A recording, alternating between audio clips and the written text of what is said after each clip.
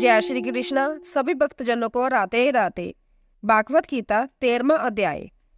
सरल हिंदी भाषा में। उसके उपरांत श्री कृष्ण भगवान फिर बोले, हे अर्जुन, यह शरीर क्षेत्र है ऐसे कहा जाता है, और इसको जो जानता है उसको क्षेत्रज्ञ, ऐसा उनके तत्व को जानने वाले ज्ञानीजन कहते हैं। और हे अर्जुन, तू सब क्षेत्रों में क्षेत्रज्ञ अर्थात जीव आत्मा भी मेरे को ही जान, और क्षेत्र का अर्थात विकार सहित प्रकृति का और पुरुष का जो तत्व से जानना है वह ज्ञान है, ऐसा मेरा मत है। इसीलिए वह क्षेत्र जो है और जैसा है तथा जिन विकारों वाला है और जिस कारण से जो हुआ है, तथा वह क्षेत्र भी जो है और जिस प्रभाव वाला है, वह सब संक्षेप में मेरे से सुन। यह क्षेत्र और क्षेत्र का तत्व ऋषियों द्वारा बहुत प्रकार से कहा गया है अर्थात समझाया गया है, और नाना प्रकार के वेद मंत्रों से विपाग पूर्वक कहा गया है, तथा अच्छी प्रकार निश्चय किए हुए युक्ति युक्त ब्रह्मा सूत्र के पदों द्वारा भी वैसे ही कहा गया है। हे अर्जुन, वही मैं तेरे लिए कहता हूँ कि 5 महाभूत अर्थात आकाश, वायु, अग्नि, जल और पृथ्वी का सूक्ष्म भाव अहंकार, बुद्धि और मूल प्रकृति अर्थात त्रिगुणमयी मायावी तथा 10 इंद्रियां अर्थात श्रोत्र, त्वचा, नेत्र, रसना और ग्राण एवं वाक, हस्त और पाद, उपस्थ और गुदा, एक मान और 5 इंद्रियों के विषय अर्थात शब्द, स्पर्श, रूप, रस और गंध, तथा इच्छा, द्वेष, सुख, दुख और स्थूल देह का पिंड एवं चेतनता और धृति, इस प्रकार यह क्षेत्र विकारों के सहित संक्षेप से कहा गया। हे अर्जुन, श्रेष्ठता के अभिमान का अभाव, दमचारण का अभाव, प्राणी मात्र को किसी प्रकार भी ना सताना और क्षमा भाव तथा मन वाणी की सरलता, श्रद्धा, भक्ति सहित गुरु की सेवा, बाहर भीतर की शुद्धि, अंतकरण की स्थिरता, मन और इंद्रिय सहित शरीर का निग्रह, इस लोक और परलोक के संपूर्ण भोगों में आसक्ति का अभाव और अहंकार भी अभाव एवं जन्म, मृत्यु, जरा और रोग आदि में दुख दोषों का बार बार विचार करना, पुत्र, स्त्री, घर और धन आदि में आसक्ति का अभाव और ममता का न होना, तथा प्रिय अप्रिय की प्राप्ति में सदा ही चित्त का सम रहना अर्थात मन के अनुकूल तथा प्रतिकूल के प्राप्त होने पर हर्ष, शोक आदि विकारों का न होना, मुझ परमेश्वर में एक ही भाव से स्थिति रूप ध्यान योग के द्वारा अव्यभिचारणीय भक्ति तथा एकांत और शुद्ध देश में रहने का स्वभाव और विषय आसक्त मनुष्य के समुदाय में प्रेम का न होना,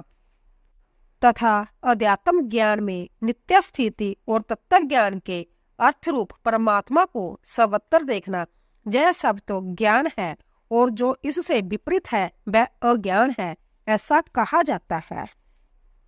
हे अर्जुन, जो जानने के योग्य है तथा जिसको जानकर मनुष्य परमा आनंद प्राप्त होता है, उसको अच्छी प्रकार कहूंगा। वह आदि रहित परम ब्रह्मा अकथनीय होने से न सत कहा जाता है और न असत ही कहा जाता है, परंतु वह सब ओर से हाथ पैर वाला एवं सब ओर से नेत्र, सिर और मुख वाला तथा सब ओर से श्रोत्र वाला है, क्योंकि वह संसार में सबको व्याप्त करके स्थित है और संपूर्ण इंद्रियों के विषय को जानने वाला है, परंतु वास्तव में सब इंद्रियों से रहित है तथा आसक्ति रहित और गुणों से अतीत हुआ भी अपनी जोग माया से सबको धारण पोषण करने वाला और गुणों को भोगने वाला है, तथा वह परमात्मा चराचर सब भूतों के बाहर भीतर परिपूर्ण है और चर अचर रूप भी वही है, और वह सूक्ष्म होने से अविज्ञेय है तथा अति समीप में और दूर में भी स्थित वही है, और वह विपाग रहित एक रूप से आकाश के सदृश परिपूर्ण हुआ भी चराचर संपूर्ण भूतों में पृथक पृथक के सदृश स्थित प्रतीत होता है, तथा वह जानने योग्य परमात्मा विष्णु रूप से भूतों को धारण पोषण करने वाला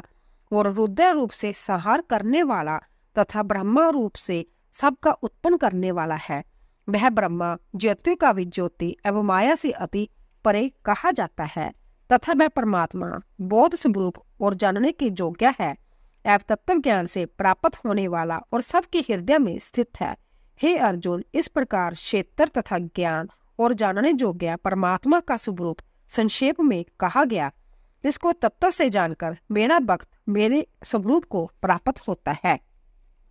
हे अर्जुन, प्रकृति अर्थात त्रिगुणमयी मेरी माया और जीवात्मा अर्थात क्षेत्रक, इन दोनों को ही तू अनादि जान और राग देशादि विकारों को तथा त्रिगुणात्मक संपूर्ण पदार्थों को भी प्रकृति से ही उत्पन्न हुए जान, क्योंकि कार्य और करण से के उत्पन्न करने में हेतु प्रकृति कही जाती है और जीवात्मा सुख दुखों के भोक्तापन के अर्थात भोगने में हेतु कहा जाता है। परंतु प्रकृति में स्थित हुआ ही पुरुष प्रकृति से उत्पन्न हुए त्रिगुणात्मक सब पदार्थों को भोगता है और इन गुणों का संग ही इस जीवात्मा के अच्छी बुरी जोनियों में जन्म लेने में कारण है। वास्तव में तो जब पुरुष इस देह में स्थित हुआ भी पर अर्थात त्रिगुणमयी माया से सर्वथातीत ही है। केवल साक्षी होने से, उपद्रष्टा और यथार्थ सम्मति देने वाला होने से, अनुमंता एवं सबको धारण करने वाला होने से, बर्ता जीवन रूप से भोक्ता तथा ब्रह्मादि को भी स्वामी होने से, महेश्वर और शुद्ध सचिनानंद होने से परमात्मा ऐसा कहा गया है। इस प्रकार पुरुषों को और गुणों के सहित प्रकृति को जो मनुष्य तत्व से जानता है वह सब प्रकार से बरतता हुआ भी फिर नहीं जन्मता अर्थात पूर्व जन्म को नहीं प्राप्त होता है। हे अर्जुन, उस परम पुरुष परमात्मा को कितने ही मनुष्य तो शुद्ध हुई सूक्ष्म बुद्धि से ध्यान के द्वारा हृदय में देखते हैं तथा अन्य कितने ही ज्ञान जो के द्वारा देखते हैं और अपर कितने ही निष्काम कर्म जो के द्वारा देखते हैं, परंतु इनसे दूसरे अर्थात जो मंद बुद्धि वाले पुरुष है वह संभय इस प्रकार ना जानते हुए दूसरों से अर्थात तत्व के जानने वाले पुरुषों से सुनकर ही उपासना करते हैं, अर्थात उन पुरुषों के कहने के अनुसार ही श्रद्धा सहित तत्पर हुए साधन करते हैं और वह सुनने के प्रायण हुए पुरुष भी मृत्यु रूप संसार सागर को निसंदेह तर जाते हैं। हे अर्जुन, जामम मात्र जो कुछ भी स्थावर जंगम वस्तु उत्पन्न होती है उस संपूर्ण को तू क्षेत्र और क्षेत्र के संयोग से ही उत्पन्न हुई जान, अर्थात प्रकृति और पुरुष के परस्पर के संबंध से ही संपूर्ण जगत की स्थिति है। वास्तव में तो संपूर्ण जगत नाशवान और क्षणभंगुर होने से अनित्य है। इस प्रकार जानकर जो पुरुष नष्ट होते हुए सब चराचर भूतों में नाश रहित परमेश्वर को समभाव से स्थित देखता है वही देखता है, क्योंकि वह पुरुष सब में समभाव से स्थित हुए परमेश्वर को समान देखता हुआ अपने द्वारा आपको नष्ट नहीं करता है, अर्थात शरीर का नाश होने से अपने आत्मा का नाश नहीं मानता है। इससे वह परम गति को प्राप्त होता है। और जो पुरुष संपूर्ण कर्मों को सब प्रकार से प्रकृति से ही किए हुए देखता है, अर्थात इस बात को तत्व से समझ लेता है कि प्रकृति से उत्पन्न हुए संपूर्ण गुण ही गुणों में बरतते हैं तथा आत्मा को अकर्ता देखता है वही देखता है। और यह पुरुष जिस काल में भूतों के न्यारे न्यारे बाप को एक परमात्मा के संकल्प के आधार स्थित देखता है तथा उस परमात्मा के संकल्प ही संपूर्ण भूतों का विस्तार देखता है, उस काल में सच्चिदानंद ब्रह्मा को प्राप्त होता है। हे अर्जुन, अनादि होने से और गुणातीत होने से यह अविनाशी परमात्मा शरीर में स्थित हुआ